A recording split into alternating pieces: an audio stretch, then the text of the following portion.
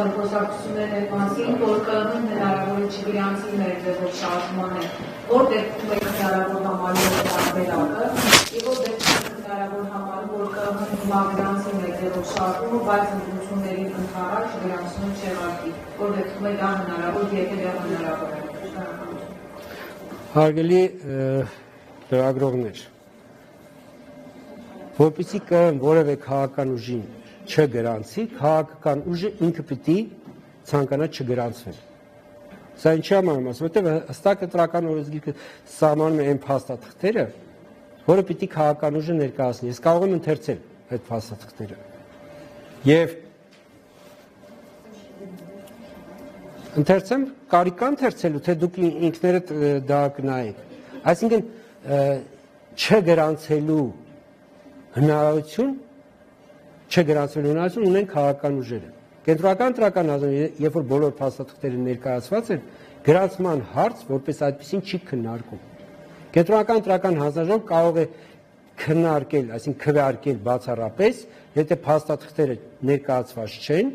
այսինքն թերի են ներկայացված փաստաթղթերը, քաղաքական ուժը չի լրացրել փաստաթղթերը, այսինքն տրվել է 48 ժամ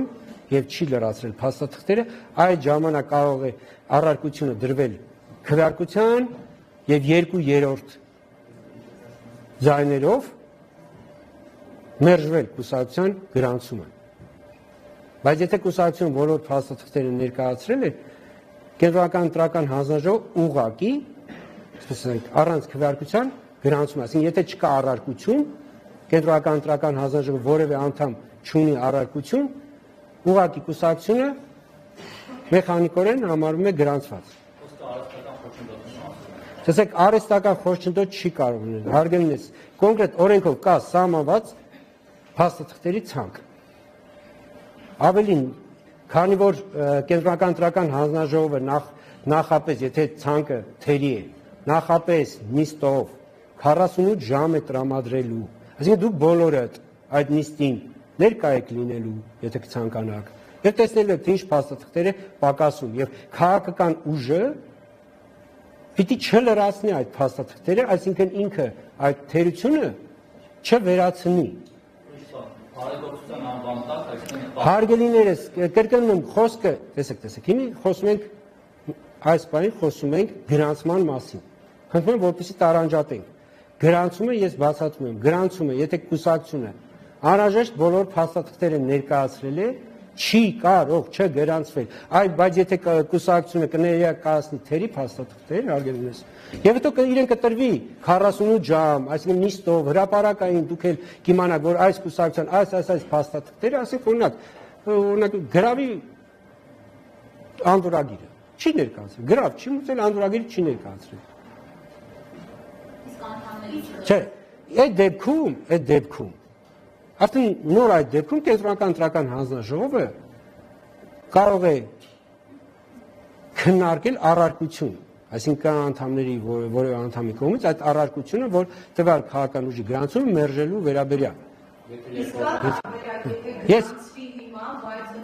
Ես եթե սպասեք, հիմի գալիս եմ երկրորդ, այսինքն հարցի մյուս, այսինքն քաղաքական ուժը գրանցվում է եւ գրանցում է ուժը կորսած ճանաչել։ Տեսեք, կենտրոնական ընտրական հանձնաժողովը ինքը քաղաքական ուժի գրանցումը ինքը չի կարող ուժը կորսած ճանաչել։ Մեր օրենսդրությամբ կենտրոնական ընտրական հանձնաժողովը այդ հարցով պիտի դիմի դատարան։ Այսինքն եթե գրանցումից հետո որևէ քաղաքական ուժ, այսպես ենք, տոտալ, այսպես ենք, ու սա համար պարտադիր պայմանը, որպեսզի քաղաքական ուժը հետևողական ընտրական օրենսգիրքը ոտնահարի։ Երբ որ նման իրավիճակ, եթե կլինի,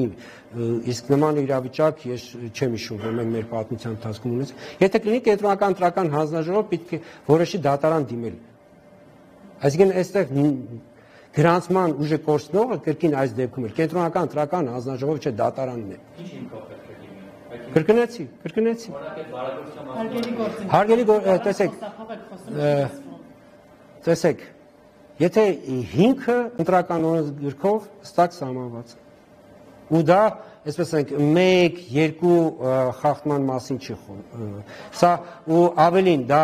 խոսքը չի, որ օրինակ որևէ թեկնածուի կողմից է դա ասենք օրինակ որևէ տեխնացու է այդ խախտումը թույլ տվել, դա ինքը քաղաքական ուժը հետևողական պիտի ոտնահարի ընտրական օրենսգրքի պահանջները, որպեսզի նման իրավիճակ ստեղծվի, որպեսզի նման փաստերի, այսպես ասենք, ծանրակշիռ փաստեր կուտակվեն, որից հետո կենտրոնական ընտրական հանձնաժողովը պարտադրված կլինի այլևս դիմել դատարան։